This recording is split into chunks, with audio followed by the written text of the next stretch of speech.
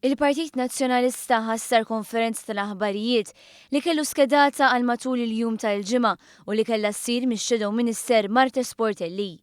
Din il-konferenza kellha tkun dwar l-American University of Malta.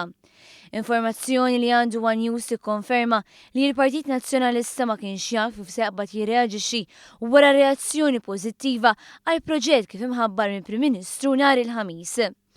Fil-fatt kien hemm konfużjoni sieħa fid-Dar Ċentrali wara l-kap tal-Partit qabad u tweetja li l-proġett fil-Baċir numru 1 kien skandlu. Fil-fatt l-ewwel tweet li għamel il-kap tal-Oppożizzjoni Simon Busuttil kienet tgħid li dak li tiħabbar il-Prim Ministru kien skandlu. Minn skandlu għal ieħor għal Busuttil li mill-ewwel reġa' kien negattiv.